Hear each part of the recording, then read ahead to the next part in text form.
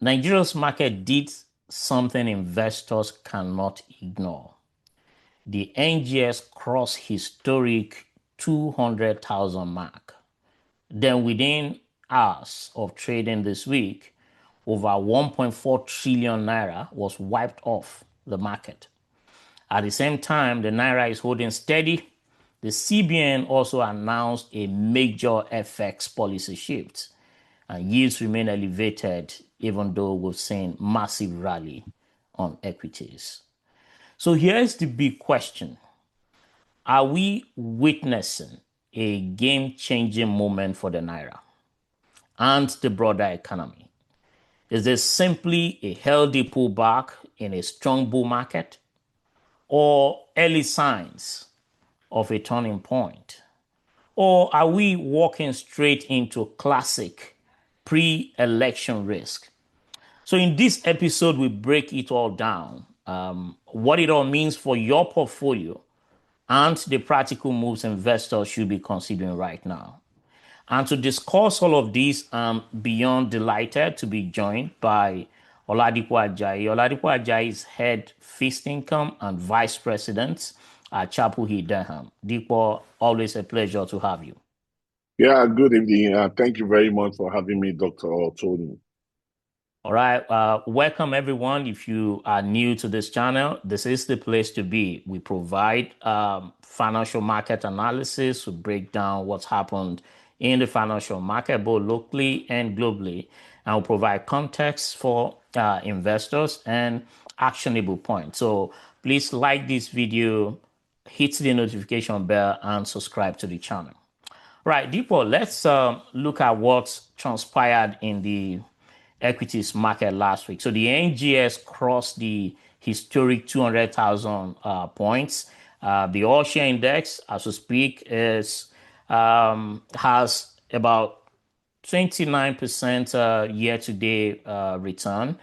And the all share index obviously peaked around 202,000, I think 559 points thereabout, before we saw that massive pullback that wiped out over 1.4 trillion naira in the market cap. And I brought it back to about 199, but obviously we saw pullback led by banking, ICT, consumer goods earlier on, that then brought back the index to about 200,000 points. So I'm curious to know, was this sell-off a classic profit taking or early signs of exhaustion?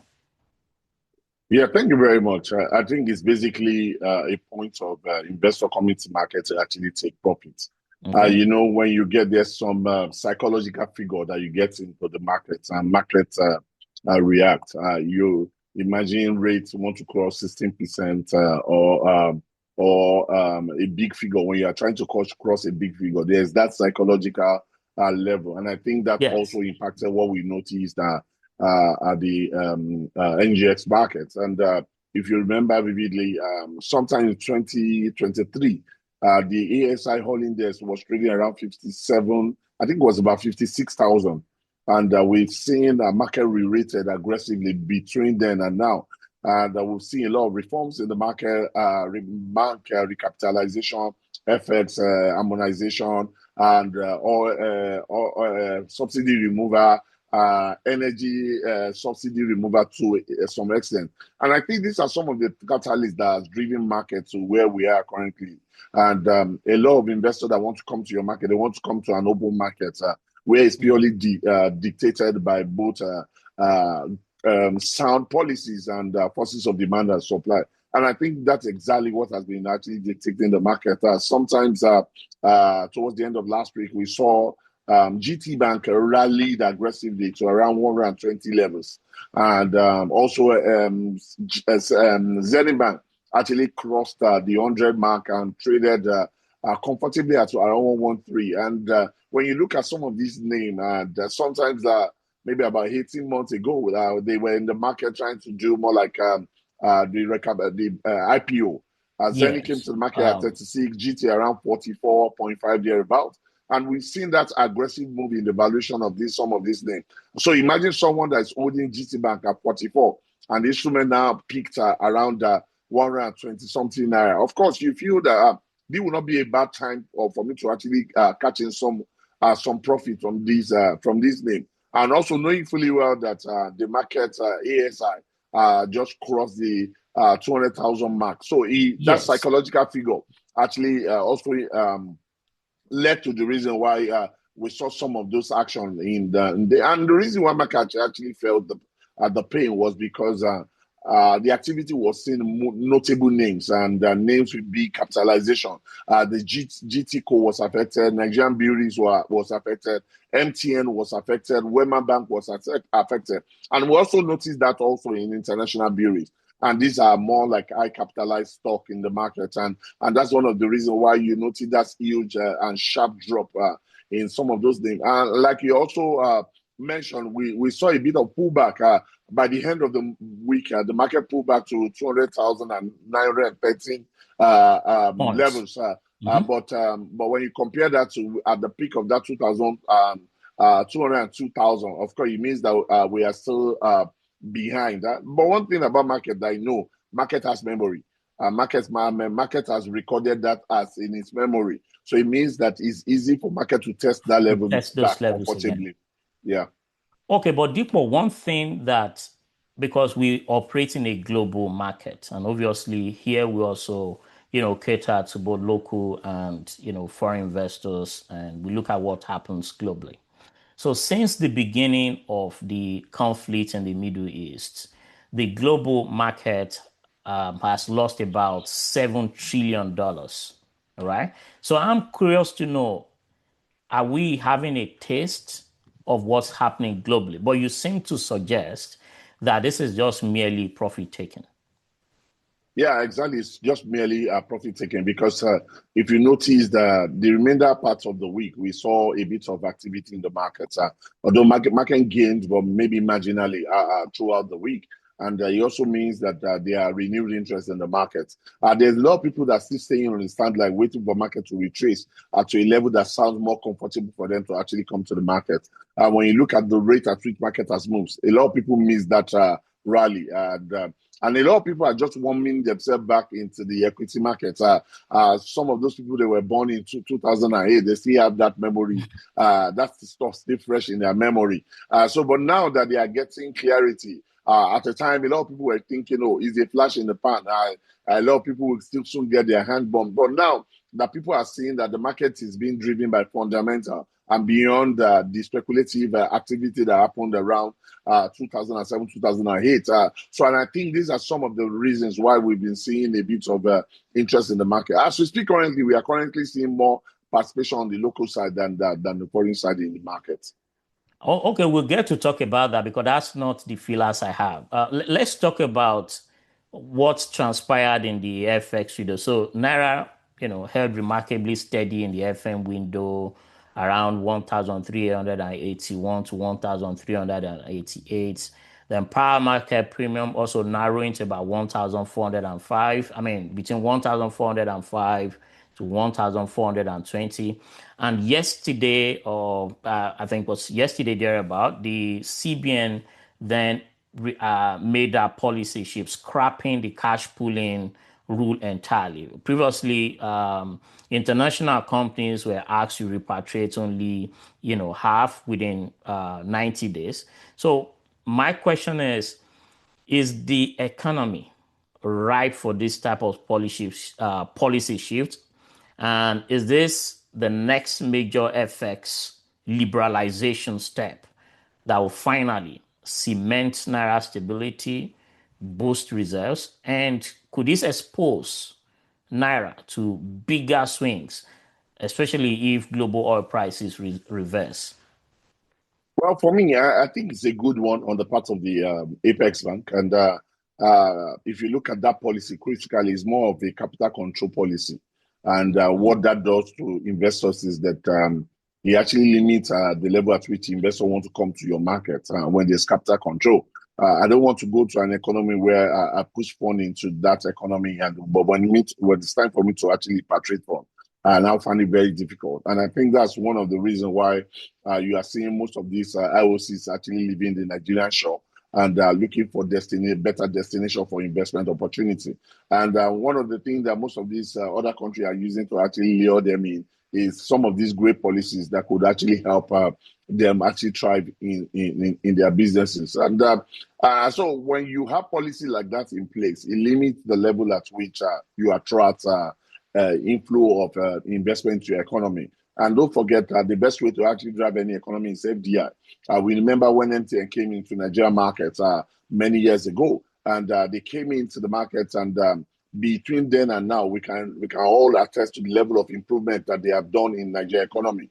When you want to, is it about job creation, or is it about actually enhancing business activity across board? And I think that's the same thing that the government is trying to do, put policies in place that can actually attract foreign direct investment that will come to your economy and help to actually boost activity in the economy. We keep saying this for a long time, that the business of the government is not job creation. The business of the government is to actually create an enabling environment, sound policies that can actually lure investors to their market. And when you have sound policy in place, investors will come in. When investors comes in, it will create employment. When there's employment, it will bring about growth. When there's growth, of course, it will reduce the level of criminal activity in your country. And I think that's one of the reasons why I actually celebrated that policy when it was actually released by Central Bank. Because what it means now is that IOCs cannot go to bed and be free to actually do their transaction the way they like. And of course, they are concerned from some quarters that would this not put pressure on our FX? Don't forget that at the last count, we currently have a net reserve of about over 33 billion. And at the point in time, this used to be our gross reserve. So it means that when you net every obligation on your current reserve, you have 33 billion that belongs to you. And this was before the current oil surge in oil prices in the global market, which one way or the other, I feel that would have actually created more accretion to our reserve. So it means that when you look at our net reserve now, I will be thinking we are in that around maybe about $35 billion. So which simply means that there's no panic for us. We have the capacity because you already have $35 billion that belongs to you. So even if the IOCs want to take their funds, it's not inclusive of that's your 35 billion. So you have capacity to defend your currency if they need be. And one thing I've been seeing this current CBN administration doing very well is in the way of managing the currency. They've been very, very professional in the way they've been managing the currency. They only come to the market when there's need. And also, coming to market in both sides of the market, whether to buy or to sell. You don't normally necessarily see them coming to the market regularly on a daily basis to actually act in the market, which sounds a great one for me, which simply means that currently we are seeing the revaluation of the currency at the FM window.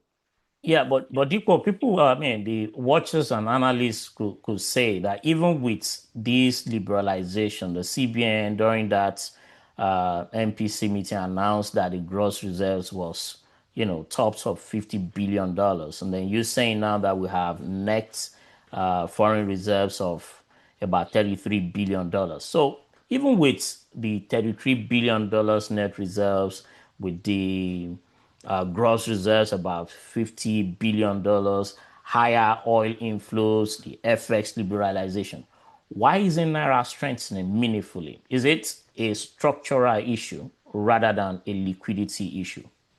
This is not about liquidity. You remember I said something, and I said that one thing I applauded the current CBN administration for is the fact that they've been able to manage the currency very well. And don't forget, some time ago, I think it was in early February, before this saga actually started, there was a time that the currency is already, Naira is actually appreciating to around 1,200 levels. But the central bank actually swinging and quickly adjusted the rate. And that's exactly what they are currently doing. They don't want a situation whereby you see that sudden jump and which could actually wake speculators up from their sleep. Because markets always considering the valuation of currency at any particular point in time. Imagine you seeing a Naira actually appreciating to 1,100 in a time where there's crisis in the Middle East. Of course, it calls to concern that what that could also mean is that some foreign investors may likely want to take advantage of that because they're already in the market. They will take advantage of the capital appreciation in the currency to actually exit the market and move to a other region, because most of them actually came into the market around 1,500. So when you see the currency at around 1,200, beyond the return on the asset class you have actually invested in, there's also the benefit of the gain that you have actually enjoyed on capital appreciation, on currency appreciation, which could actually lead to you actually want to actually leave the market. So you don't want to create a level of panic in such a time as this, and that's one of the reasons why you tend to see this level of management on the part of the central bank in the market. Of course, the central bank would have been coming to the market on a regular basis and be supplying to the market on a daily basis. What that would have done is that it would have forced the valuation of the currency higher.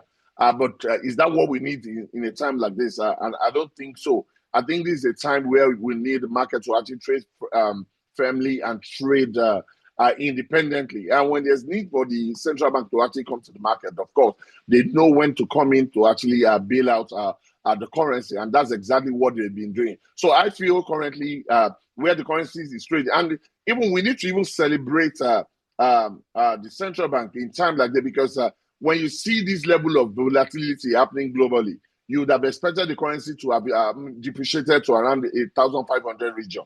But if the currency is trading now at around 1,800, 380, imagine a time where we now see that stability, maybe globally, or maybe the peace returning to the Middle East. It simply means that there's every tendency that we see the currency now gain better, because if you can hold fast like this in a time of turmoil, imagine what will happen when there's tranquility. Yeah, imagine what will happen when there's tranquility. But Deepo, I mean, not to belabor this point, but with reserves at $33 billion, which is net reserves. When we had net reserves about $40 billion, we know where the exchange rate was at the time. All right. So I'm saying that for us to really have Naira strengthening, we need to have increased productivity, increased production, especially in crude oil outputs. OPEC, I think our OPEC quota is about 1.8 million. What our production level is about 1.3 million. So I think there's still a lot of structural issues. CBN is still kind of managing the FX, managing the Naira, even as you mentioned, because we're watching the market at that time when Naira was about to appreciate sharply below 1,300, and then CBN came into the market to come and make those purchases. So, but it's important that we keep an eye on what's happening in that space. So let's talk about the fixed income market now, because we saw that massive demand over subscription, especially in the Treasury auction that took place. I think we're going to have about 3 consecutive sections of Treasury auction. I think we had one the previous week, and then we had one last week as well. So we're seeing the stop rate continue to compress, especially in the 1-year tenor. So it looks to me like we're seeing more foreign portfolio inflows dominate capital flows coming into Nigeria. Are we seeing genuine confidence now, or just hot money beginning to chase yields, which could easily reverse if anything was to go south? Of course, when you see funds coming into the fixed income market, and majorly the short end of the curve, Yeah. it simply means that these are more like hot money guys that when there's any sound of any crisis, they actually Yes. quickly reverse and actually leave your economy. And the confidence, like I said, is the fact that beyond whatever this guy has brought into the economy, the central bank is still saying that we have north of 33 billion sitting in our own portfolio. And that is the confidence we have, that even if these guys say they want to leave now, we have what it takes to actually meet their obligation. And for me, like I mentioned earlier, they are actually needed in any economy. They are more like the front runner that comes to your economy when before you start seeing influx of foreign direct investors coming to economy, because they are yield chaser. They are not for you; they are for themselves. They are chasing return across the Yes. goal. And one of the reasons why they are in Nigeria is because they felt that we currently have sound policy. They can see the prospect. At a point in time, we have some of these guys were just out of Nigeria. A lot of them just left Nigerian shore for years, and they never came back until when we did that currency harmonization, which one of your deals actually lured some of them back into our market. And beyond that, also, they've been enjoying a high level of yield from both the central bank and also from the DMO. On the part of the central bank has been in the markets quite for some time, coming regularly to actually mop liquidity from the system. As at the beginning of the week, the total liquidity was north of 8 trillion, which one way or the other is actually among us when you look at the average expected liquidity that you expected to sit in the system. And we've seen the central bank come to the market like about 2 times this week, trying to actually mop this liquidity. And the window is basically for banks and FPIs. It simply means that when they open that shop, the customer that comes to that shop to buy always banks and FPI. And so it simply means that whenever the windows are open, OMO windows are open, it simply means that the central bank is calling on banks and the foreign portfolio investor to actually come and buy those automobiles. And so that also supports your view that we've been seeing a couple of inflow from some of these guys. Like I reiterated earlier on, but when you compare their level of activity to what we have been seeing in the equity market, I think we are seeing more of activity from local investors in the equity market.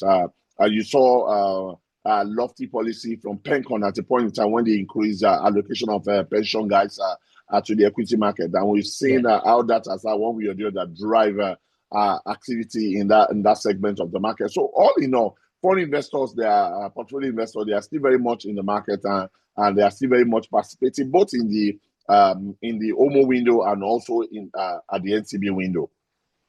Okay, Dipo, let's look at the equities market. Okay, I think we have an auction coming up. Before we talk about equity, we have the bond auction coming up on Monday. What's your expectation in that market? Also, I mean, it's purely going to be a reopening, and the DMO is opening 3 maturity: the 2030 maturity, the 2032 maturity, and also the 2033 maturity. And my call is that the instrument will actually clear around 16.2 levels, and it's premised on where they are currently trading now in the secondary market, and also to consider that the DMO is not in any is not ready to be aggressive at this particular point in time. So I won't be surprised if at the end of the year they actually cut the demand and are actually clear rates around 16.2 levels. So and I feel that anyone that actually participates in that auction at 16.2, it wouldn't be a bad idea for people that actually participate in the market at 16.2, because when you look at some of these instruments, they've actually traded as low as 15 maybe in the past weeks, but now maybe based on what we have seen in the Middle East, we felt the impact at that segment of the market, and we have seen a pullback on the part of yield, and that's what actually brought yield back to the 16% region. So seeing rate closing around 16.2 would not be a bad idea for investors. Yeah, but Dipo, like I mentioned in the last podcast, yields are elevated in the fixed income space. We are seeing equities rallying. Okay. Now, historically, and I'm sure you'd agree with me, that doesn't last. We can't see elevated yield levels and equities rallying. So which one is going to break first? Are we going to see stocks correcting or yields dropping? I think what markets is trading is sentiment. And what we trade basically is sentiment. You don't wait on the actual. The expectation is that yield will drop during the year, and that's why we are seeing that level of activity in the equity space. So if the expectation is that you expect yield to actually drop during the year, of course, you actually lock in into equity as we speak currently, because when yield drops, of course, you expect to see more fund migrating to the equity market. And that's one of the reasons why you are seeing that people currently front-loading market. And also, don't forget that this is a peculiar season. This earnings season, a lot of investors are actually playing the dividend income game. Yeah. Some investors are actually investing just on the back of getting dividend from their investment, Mm-hmm. and also when you look at some of these names too in the market, we've seen some of these instrument re-rating. Like I mentioned, banking sector also. They've been recapitalization. You expect most of these valuations to get re-rated, and that's exactly why you are seeing that level of movement in some of the names in the market. Also, most of these instruments, so they are coming from a low base. An MTN that was actually trading at a very low price for a long time because of Mm-hmm. negative shareholders fund. You see some other names like that as well. But now, because there has been change in the trajectory of the activity of most of these names, so we've seen a lot of funds actually rotate into that name. And also, when you look at where market is currently trading, and you compare to where we used to be, of course, a lot of people think that what has happened. And I think what has happened is clarity. What has happened is sound policy. What has happened is on the part of the better performance on name on some of these names. And there are different ways to actually assess some of these names. So sometimes we look at the top-bottom approach, where you Mm-hmm. look at the economy, you look at the sector, you look at the instrument. Another way to Yeah. look at is look at bottom-up approach, and that's when you look at the name in question, you look at the sector. And I think this is some of the method that a lot of investors are looking. I want to look at the banking sector. I want to invest in the banking sector. So I begin to look at the name individually in the banking sector In that and look sector. at which one that actually brings about a better or that will grant me a better alpha, and then pursue accordingly. Okay. I think so. It's something we have to watch out for. So we expect yields to drop sometimes during the year, and people are positioning in anticipation of that yield drop. That's your position. But historically, now going back now, Nigeria's market hasn't really rewarded investors when it comes to a pre-election year. So instead, what we're saying is people would position early and wait for post-election clarity. So elections typically introduce uncertainty. We have sentiments become weak in the short term, and which kind of sets a stage for strong rallies post the election. So, given this, backdrop, do you think this current rally is going to be different from previous pre-election cycles, or are we setting up for the same pattern that we've seen before? Where markets eventually pause, we're seeing correction in the market. Well, I think a lot of things are changing, Okay. and even in data analysis, there's something we call regime change. There are Mm-hmm. times when you are analyzing the data and the same data, but in another time, you can analyze it in the same manner, and that's exactly what's currently happening now. And I think there's that great confidence in Nigerian market that investors are not ready to sacrifice for anything.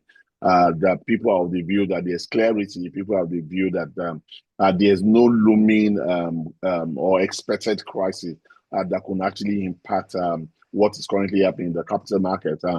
Some of the policies, like we mentioned earlier on, are some of the drivers that have been driving market activity. But we Yeah. will see some investors trying to leave at a point in time. Of course, that is actually very, very clear because some of the policy of some of these petroleum major could be that a country that's going into an election, the best thing is to actually stay out of such countries. So you don't want to go against the policy of your company. And with that, we may likely see some foreign investors actually selling down their portfolio to actually leave Nigeria. But the good part of this is that currently we now have a larger size asset managers in the country.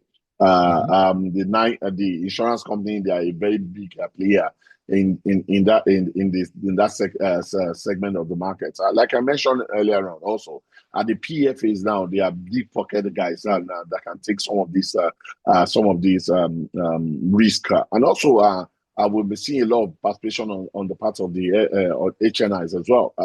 The lot of HNIs actually playing aggressively in the market. They also can now see clearly. And one good thing about the current activity we are seeing from the local side is that they are now coming to the market more informed than they used to be. Now investors can now understand clearly what is happening on different names. And sometimes when you even engage some of them, you see them actually speak from a better side of light. Than where you would have expected some of them to actually speak from, which for me more like a plus. So selling down the market is an opportunity for some of these investors to actually take advantage of some of these names. Imagine you looking at you have target price for some of these names. Imagine MTN. A lot of analysts are looking at MTN north of 1,000 naira. So imagine you seeing a foreign investor selling MTN to 500 naira. Of course, what it means to local investors is an opportunity to get maybe to actually come to the market and take advantage of that. So, and that's one of the reasons why I feel that we may not see that edgy market that we used to see that pre-election where when everybody's selling down, people are actually running out of the market. But now what we see that when you are selling down, you get to a level where you see most of these local investors actually rally the market to actually take advantage of the opportunity. Beautiful. To your credit, so back in 2006, that pre-election that brought in the president Yaradua, we saw the market rally even in pre-election year by almost 40%. The performance of the index that year. In 2022, we also saw that rally prior to the 2023 general elections. But going back from that period, within 2006 to 2023 election, about 5 election cycles, at the second half of the year is always weak. The second half of the year, except those 2 periods that I mentioned. So the second half of the year, you see market correction, cautious activities in the equities market. So, but just, looking at that, I'm thinking we are currently up about 30%. Do you see any instance or do you see a possibility where this market ends in a negative 2026?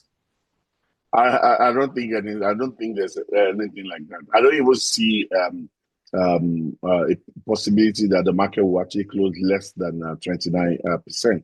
I'm actually seeing a market where we stand now. Where we stand currently, because we are currently at 29.11. Yes. So I believe that the market will actually close around 35%, if not more, at the 35%. We have done last year, we did very close to 50%. And so when you compare to, even if we are not doing as much as that this year, of course, there's still a lot of upside opportunity for the market. So I think the market performance will still be higher than this level because of the peculiarity of the market temperature as we speak currently. Like I mentioned earlier, markets perception of people's around the market has changed. A lot of people are not taking market to be more like a gambling ground. People are now investing for a long time than just investing for a short time. So people now understand that there's difference between capital markets and money markets. All right, and I think that it's clearly important that people understand the difference. People understand that when you play in this market, you should be looking at long term. When you play in this market, your focus, especially in the equities market, it should be long term. And whenever you selecting names, obviously, if you've been following this space, we've been, giving bits or giving you stock picks about those names that can weather the storm, even if there's a reversal. Just to corroborate what you're saying, and there's some names that when you look at them, around 2017, I will give you some names that when you compare where they're trading now to where they were trading in 2017, Okomo, Presco, Where were Wow. they trading around that time? They were trading around 14 naira, around 15 naira, they're about 65, they're about. And some of these names they are trading at 1,600 and above as we speak currently. Where was First Bank at the point in time? First Bank was trading 2.99 kobo during that crisis. I think that was around 2015. But now First Bank is not of 50 naira. So it gives you a picture of the fact that investing in the equity market is not for a short time. WAPCO sometimes was traded as low as 11 naira, 13 naira. And WAPCO Yeah. is trading around 150. It's very close to 200 naira now, if not trading more than 200 naira as we speak currently. And I'm saying that this WAPCO is just around 2019 or 2020 to date. So it gives you a picture of how to actually invest in the market. When investing in capital markets, it's not something that you're investing today and you want to just get out tomorrow. It's something that you have to look at the dynamics of what you are putting your money into. When you look at names like MTN, when we mention names like MTN, we know these are more like cash cow. They print money on an annual basis. And that's one of the reasons why we mention names like that. You look at where Airtel is trading. Airtel Yeah. in the market, in the Indian market, is trading around 2,900 at thereabout. And when you compare to where the valuation in the London market, Airtel is around 7,000 naira. So when you look at that huge opportunity that is currently in the market, as we speak, Still a lot on of a room. on a daily basis, Airtel is on full bid because there is no seller in the market. And that's some of the things where you need to look at market from. You look market from the fact that what's actually currently the underlying thing you are investing in that company. What is the company? What is more like their production like? What are they producing? Do they have capacity to actually change price? Do they have capacity to actually weather the storm? There's some names we call them portfolio stabilizer. Because of the dynamics or the business operation of some of this name. You look at companies like Nestle. Nestle, they are more into necessity, and I just call it necessity. You have Nestle water. People have to drink water. You have Golden Mom. Kids has to eat. You have milk beverage. Kids have to take beverage. And no matter what's happening in the economy, people need to eat. And some of these companies, they are able to actually weather the storm one way or the other and help you stabilize your portfolio. So you can actually look at them for a beyond short time to more like a medium to a long time perspective. Yeah, beautiful. I think I'm in total agreement with you when you selecting a name, and if you've been watching this space, you obviously have seen the different names that we've listed, so you can always follow those names. So, people, oil price, as we know, it's above $100 dollar points, and that's providing a windfall to Nigeria, if you get what I mean. But our production is about $1.3 million, sorry, 1.3 million per barrel, due to weather maintenance and other issues.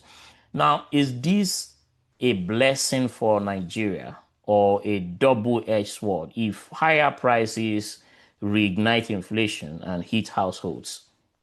Well, we have said it times without number. It's more like a double-edged sword. And for me, sometimes you look at some decisions and say, "Oh, the market is zero-sum game." This is never a zero-sum game, because Mhm. at the end of the day, what we will lose will be more than what we're gaining. And Okay. currently, we are not even gaining so much because of the fact that we have not been able to ramp up production. Producing like a 1.3 million barrel when you have a 1.5 million allocation from OPEC, it seems that you are actually shooting yourself in the leg.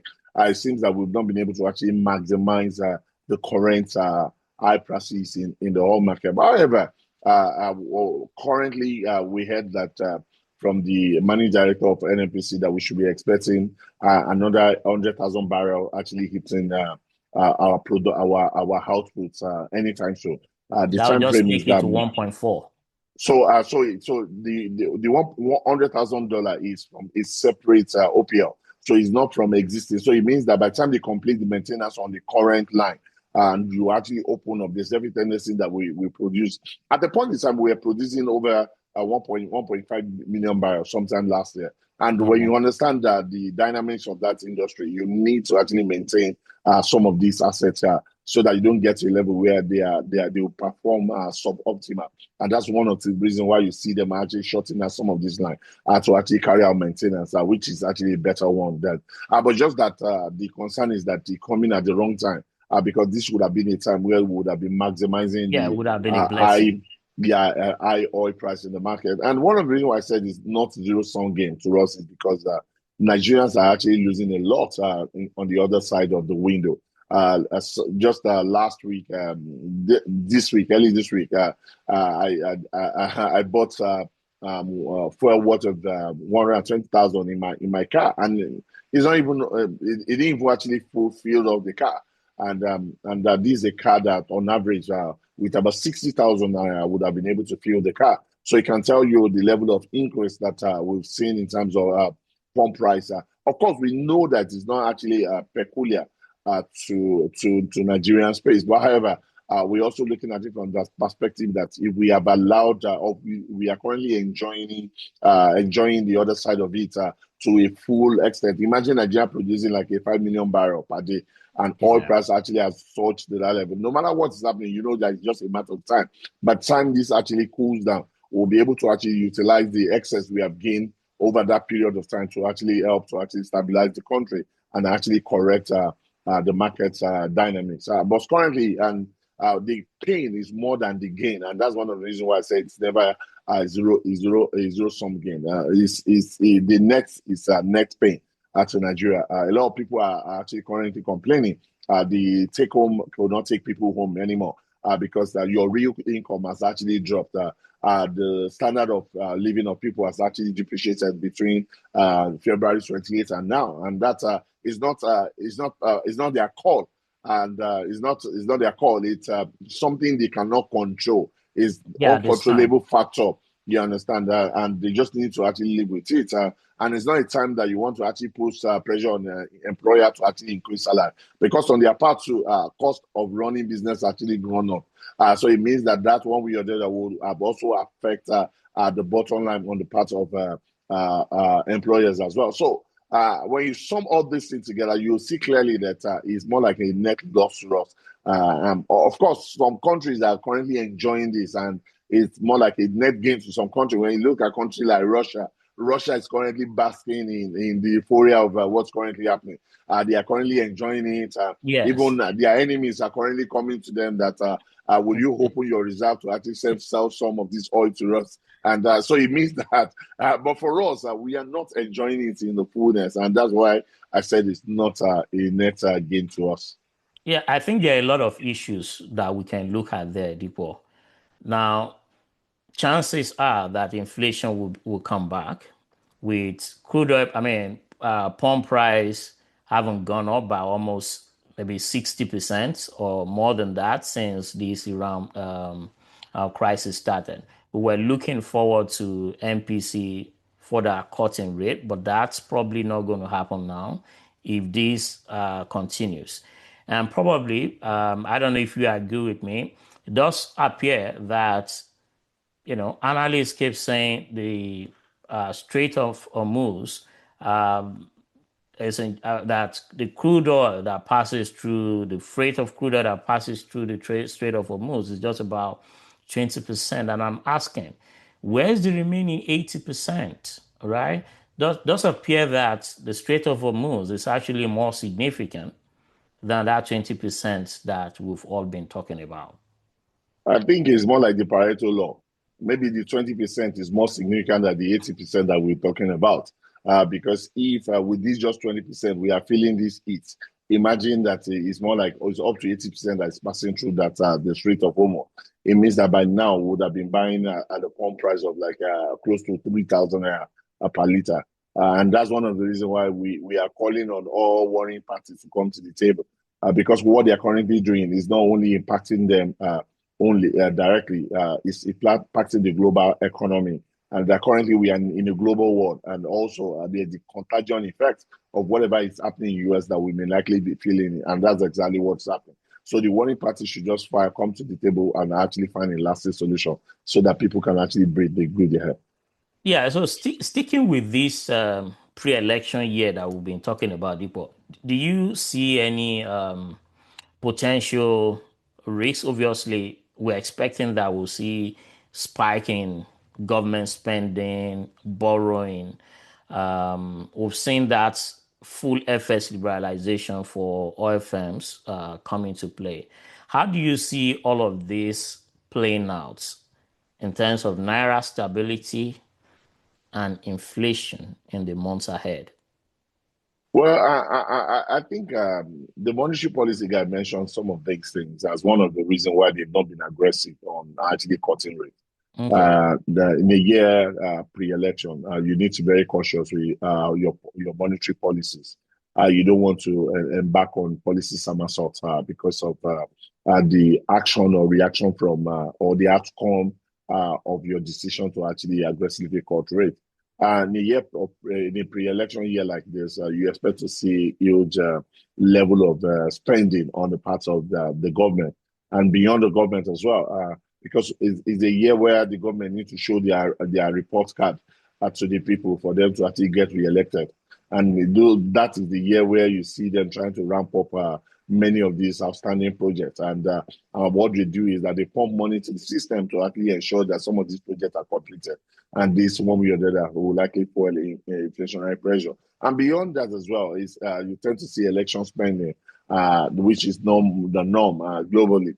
And we expect that to also impact inflation as well. And I'm actually very clear that that's one of the reasons why the central bank has not been that aggressive. Because when you see where the monetary policy rate is sitting and you see where inflation printed in the month of February, you would have expected that we have huge headroom to actually play with. However, the monetary policy guy just decided to cut rate by 50 basis points because they feel that they can see beyond what an ordinary Nigerians could see. It is a pre-election year. A lot of activity will come, a lot of things will come that will put pressure on the currency. And that's Yeah. one of the reasons why they are actually towing that right. So for me, I think this year is a year where we need to actually fight inflationary pressure. And inflationary pressure is not going to be more like supply driven. It's going to be more like demand driven because it's going to be on the back of a lot of liquidity coming to the system. At the time, central bank has mentioned that they mentioned the value of currency outside the banking sector. So it tells you that you likely some of these funds coming back to the system because they need to actually embark on that aggressive political drive for the next year election, and this will one way or the increase the level of liquidity in circulation, which one way or the other will likely put pressure on inflation. So for me, I think it's going to be a year where the central bank needs to be very, very sensitive a lot.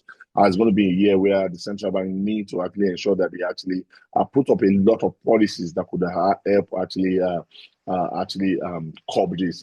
It's not a year where the central bank will be reactionary. It's a year where You they have to be need to actually proactive. proactive to actually handle some of these things. Okay, so Deepo, looking ahead now, if global conditions tighten and this conflict persists, are there signals that our watchers and investors could watch, like FX flows, policy direction, to kind of gauge the direction for the markets in the months ahead? Well, if this continues longer than we expected, the first thing is that this will actually affect interest rates because Yeah. we're already seeing the policy direction of most international banks. We've seen what happened in Australia. Australia actually raised their interest rate. We saw that the US Fed maintained. The ECB also maintained. And we will see more of these people. These are some of the countries that were already on a dovish drive before now. But because of what's currently happening at the Strait of Hormuz and the impact on the global economy, we'll see most of them actually putting a stop to their dovish direction. And that's exactly what will also happen to us as a country as well. We'll see that the country, the interest rate we may not be very, very keen to actually drop in interest Drop rates. rates. Okay. It simply means that what we'll see more is that even at the time, if we are not very careful, it will be a time where the monetary policy guy will be talking about further increasing rate to actually tighten up the economy. We'll see more foreign investors leaving the market because when interest rates going up in developed economy, it means that they are better return over there. And a lot of people now might want to actually pull out their funds to actually go back home to actually invest in other climes where they can get a better return. And what that would do is to actually put pressure on the currency. And putting pressure on the currency means that the central bank will need to actually open their reserve to actually meet some of these obligations. So when you look at it all in all, it's going to be a time where interest will go up. So it simply my investor needs to be very sensitive to that. And when interest rate continue on upward trajectory, what the impact of that is that the equity market will now become soft. Because Yeah. if interest rate is going up, a lot of people would now begin to compare a 1 year return to what would actually be dividend yield in the equity markets, and that will actually lead a lot of people rotating their investment from the equity market into more like if the fixed income space. We've seen this happen before when yield were at around 24%. We tend to see a lot of investors actually moving from equity space into the fixed income space, and that's what we need to look at that very well as well. Okay. Interesting. So in closing, Deepo, I'm curious, what's the practical playbook right now? Select equities on a dip if you find them, lock in long-term treasury bills or bonds before yields compress, right? Or stay more in cash. Give us an idea on how to navigate the times we are in. I think for me, what I would do is that I would look for the dip. There's some of these instruments, some of these names in this equity market that you're waiting for them to actually revert a bit. What they will do is that they will opportunity for you to actually lock into some of these names. So look for a dip in some of the equity names. I've mentioned some of them earlier on: NTN, Access Bank, GTs, and these are sound and strong institutions that you can actually put your money in. I'm a big lover of Aradel, and I've said it before now. I remember I've been saying this since when Aradel was trading 600 naira, and currently Aradel is twice where it was at the time. where he was at that particular point in time. And this was just even at the beginning of this year. Aradel was about 700 naira, and here we are now, almost like about 80% from where he actually opened, 80% return from where he actually opened. So there's some of these names like that you need to just wait for a pullback and actually take advantage of that pullback to actually lock in into the market. And on the other side of the market, beyond the long term, remember we mentioned that when investing in the capital market, one way or the other is to have a long term view. And so it's not something that you want to buy today, sell tomorrow, buy today, sell tomorrow. Even the transaction cost can actually wipe out your gains. Potential gain. So that's one of the reasons why you need to actually ensure that your portfolio is well diversified. So you can also look at a short return if you know that you may actually be needing money anytime soon. The treasury space actually presents that great opportunity to you. Currently, still in the treasury market, you can still get north of 90% for a 1 year instrument, which is not a very bad investment. There are pockets of commercial paper in the market. Sunbet was in the market earlier in the months, and it was heavily oversubscribed. The return was north of 22%, and that's not a bad return for any investors looking to actually invest in a short-dated instrument. So there are a lot of commercial paper that will be coming to the market, and it ranges from 91 days, 182 days to 270 days, and it presents a very good opportunity for investors looking to actually invest in short-dated instruments. And on the other side as well, if you want investment that will give you a constant cash flow, and you want your cash flow to be predictable, and investing in the bond market now is not a bad idea. Bond market is still at 16%, and I can mention 16% return is not the norm. The average return on Nigerian bond market, I'm able to say, is around 13%. Beyond the recent spike that we are seeing, where yield went as high as 20-something percent. The average That's return not has the always norm. been Yeah. the average return at and that's more like outlier. So the Yeah. average return has always been 30%. So locking in at around 16%, I feel that it's still a gold mine. If the expectation is that if whatever is happening globally actually we'll likely see rates actually revert back downward, which ones like investing that would have been a very good time means that you are buying low. And if you need to actually sell at that particular point, you can now sell at a higher price. Yeah, beautiful. Always an insightful, thoughtful, comprehensive, detailed analysis from you, Deepo. Always a delight having It's this always chat a with you. pleasure. All right. It's always a pleasure. For our listeners, are we at an inflection point? Are we at a turning point? Do you see this year going to be different historically from what we've been seeing? The past 5 election cycles, the second half have provided almost a muted or negative return. Do you see this year as being different? Deepak seems to think that the dynamics have changed. The dynamics, the market has changed. The PFAs, we have a lot of capital available for PFAs, for banks, and we have more local investors with high confidence, supercharged confidence, now investing in the market. What do you think? Do you think that it's going to be different this year? Let us know in the comment section. And what do you make of the current environment? Do you think we're going to continue to see the index surge? Let's know in the comment section. And thank you everyone for watching. Again, please like this video on your way out. And if you're new to this channel, please hit the subscribe button, hit the notification bell.